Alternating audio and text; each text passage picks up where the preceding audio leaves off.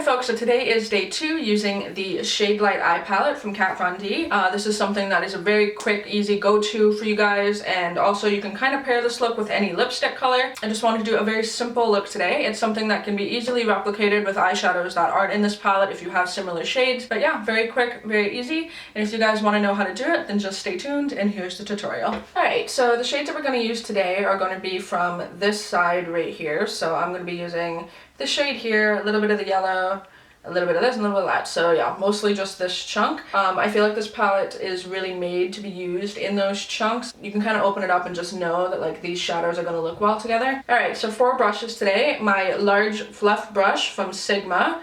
Then I have a MAC 217. I have a MAC 239. And this is a Sigma tapered blending brush. Alright, so I'm going to take this lightest shade right here. This is going to go just as a brow highlight. Also just bringing that down slightly into the crease. One of the reasons why I like this brush, it takes like no time to do anything with it. Alright, next I'm just going to take my tapered fluffy brush, whatever this is called, tapered blending brush. I'm going to go into this more like yellowy shade. And this is just a really light color. I mean, on me it almost looks the same as a white would. I just felt like putting it on there. And so I feel like if I don't use it, it's not going to look the same. But really, it's not much of a shade on me at all. Alright, and then next we're going to go in with this lighter brown, and that's the color that I'm going to do all over the lid. And I'm just going to start packing that right on there.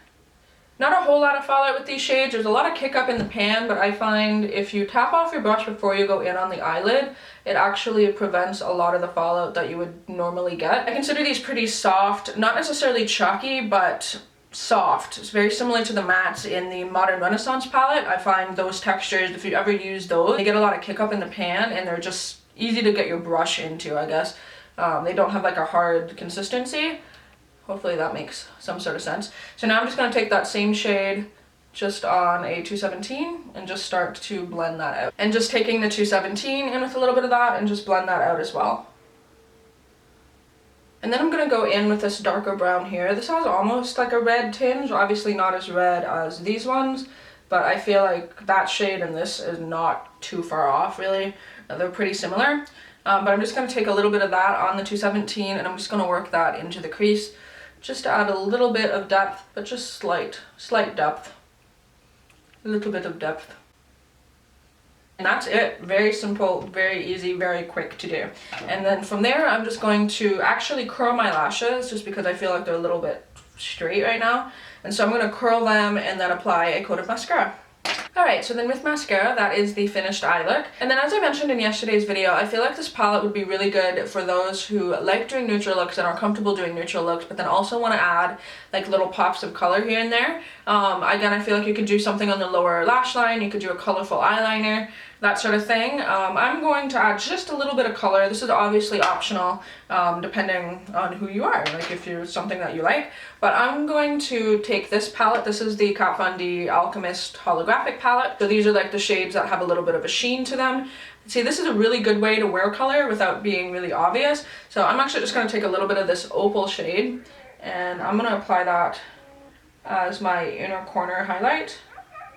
It's very subtle. Again, this is something that you could easily wear to work. Not necessarily comfortable rocking the crazy looks that I do. This is a good option for you. And I'm just going to take a little bit of that, just a tiny amount, just underneath the brow bone to add a little bit of a sheen there.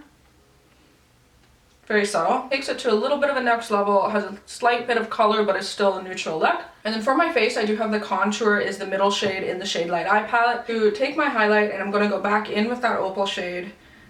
Get a little bit of that on the brush and use that as my cheek highlight as well.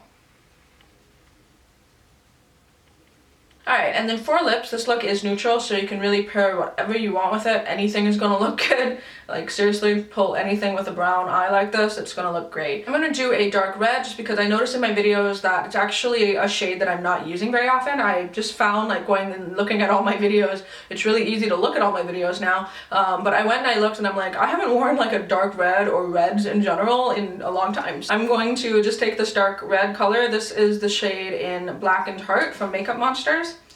And I'm going to go ahead and apply that. Alright, so then this is the final look with the lipstick on. It's just a very simple look, very quick and easy to do. I really find that this is why this is a staple in a lot of people's makeup collections, is because it's just so easy to use. The colors pretty much blend themselves. You can just go in and make these really quick looks and pair them with really like a bunch of different lip colors, right? I think it's always good to just have a neutral palette like this in your collection, even if you're not somebody who normally does neutrals. It's always nice to have that perfect crease color, perfect highlight color, that sort of thing. Yeah, this is what that's good for. So yeah, that wraps up day 2 using this palette. I do hope you guys are getting some inspiration to maybe bust out some neutrals. I definitely have to stop every now and then and go back to my neutrals just because I find I can get really in like a rut of colorful stuff. That's normally not the case for a lot of people, but I find I have so many amazing colorful eyeshadows that I forget about things like this in my collection, which are actually of amazing quality, that I don't find myself using enough. I still use this fairly frequently. I definitely use the contour shade a lot. It stays out on my vanity. I don't typically use just this palette for just matte looks, which I should because they're beautiful. As always, if you guys recreate these looks, please feel free to either send it to my email down below. Feel free to tag me on Instagram or whatnot, let me know. You can send it to my email if you want, doesn't matter. And everything is down below if you guys are curious about my links and all that crap. And yeah, hopefully everyone is doing good. And until tomorrow's video, I'll talk to all of you soon. Bye.